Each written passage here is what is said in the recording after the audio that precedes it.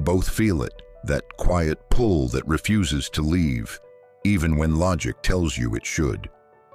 Right now, something is drawing you back towards someone who was never fully gone from your heart.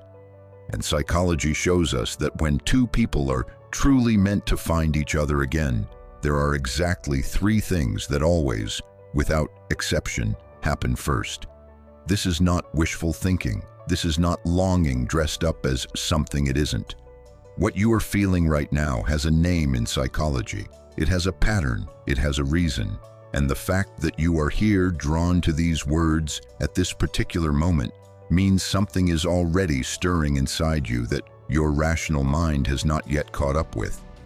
You carry this person differently than you carry other memories, not as a wound, not as a regret, but as something unfinished, something the universe keeps quietly returning to no matter how many times you have tried to file it away and move forward.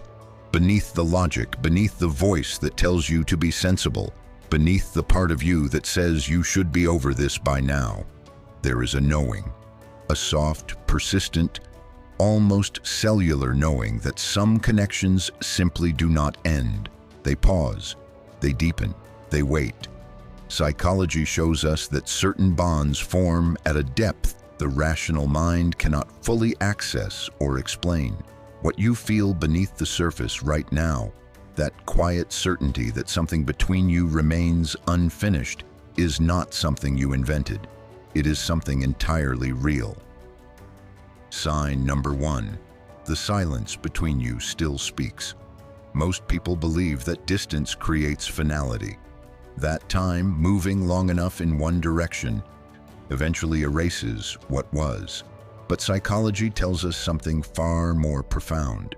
When two people are meant to find each other again, the silence between them is never truly empty. It carries weight, it carries memory, it carries the shape and the warmth and the unspoken fullness of everything left between you. Right now, you notice it.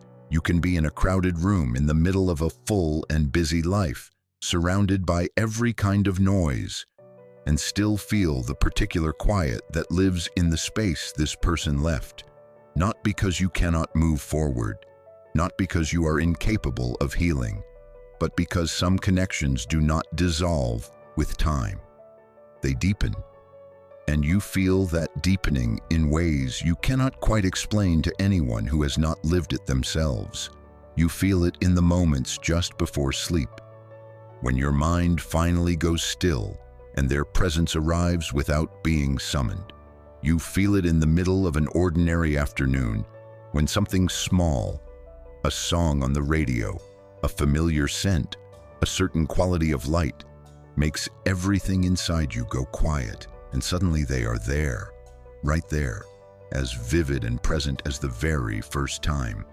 Psychology shows us that the brain encodes emotionally significant people differently from ordinary memories.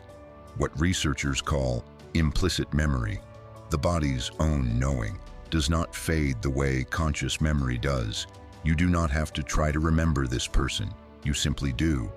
And that involuntary recognition, that reaching that happens in the body before the mind has formed a single thought, that is not weakness. That is your nervous system holding on to what your deepest self already knows to be true. Because here is what psychology understands about connection at this depth.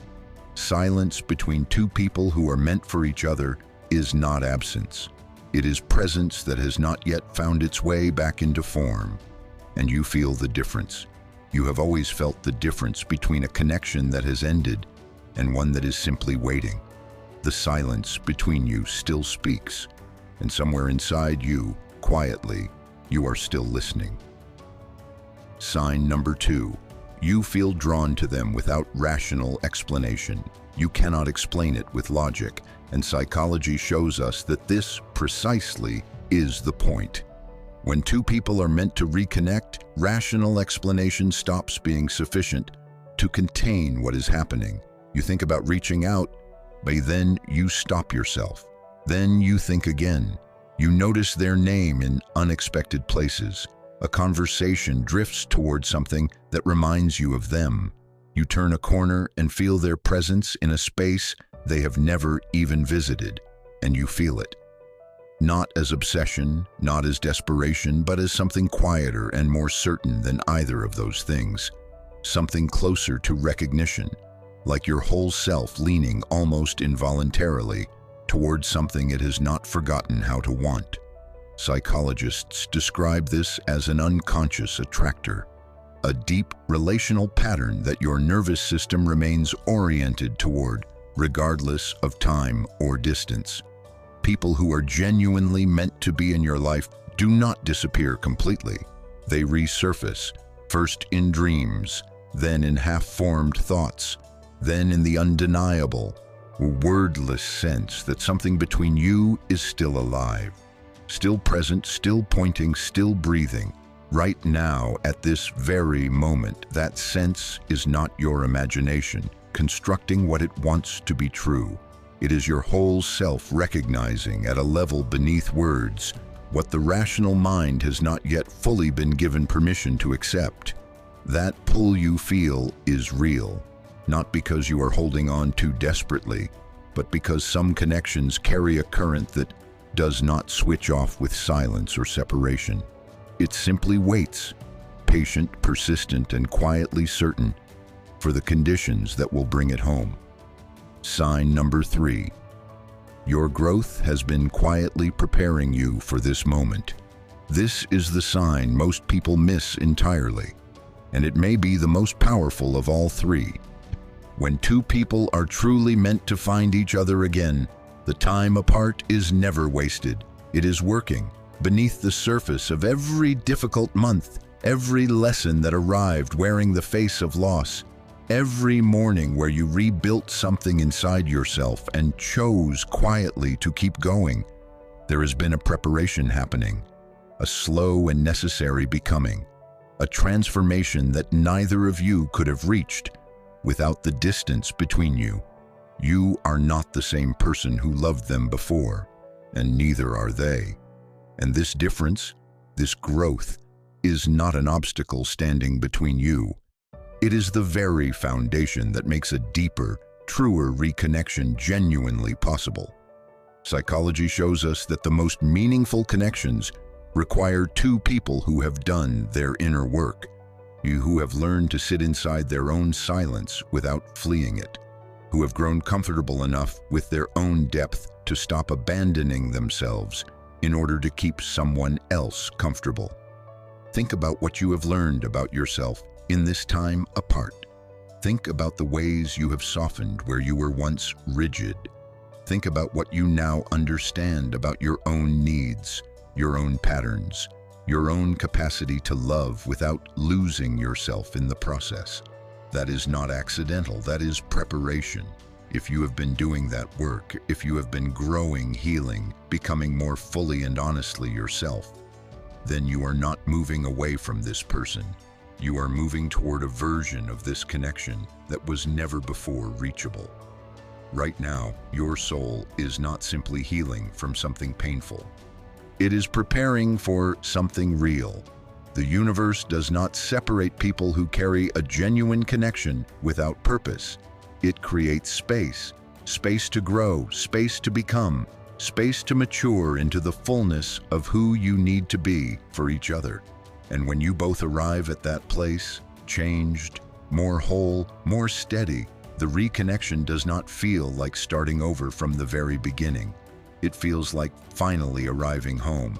And now, here is what no one tells you often enough.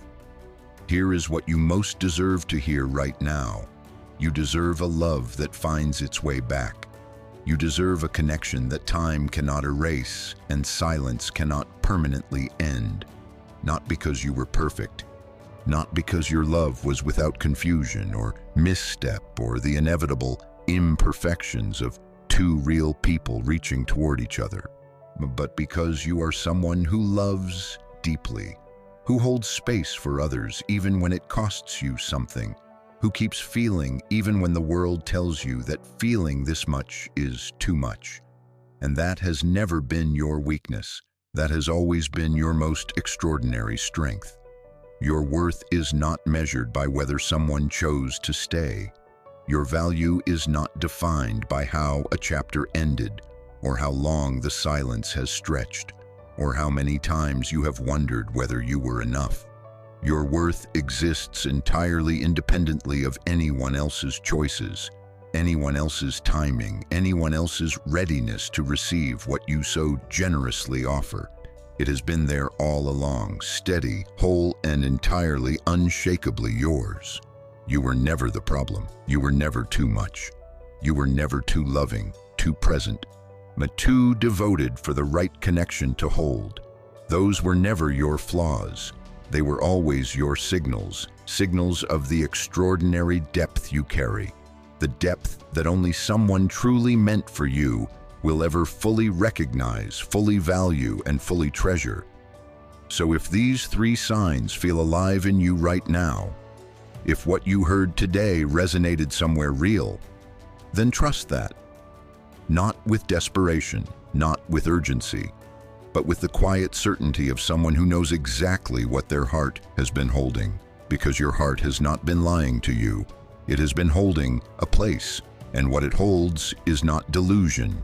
It is devotion, and in the right timing, with the right person, devotion becomes something the whole universe quietly conspires to honor. You are not waiting in vain. You are preparing to be found.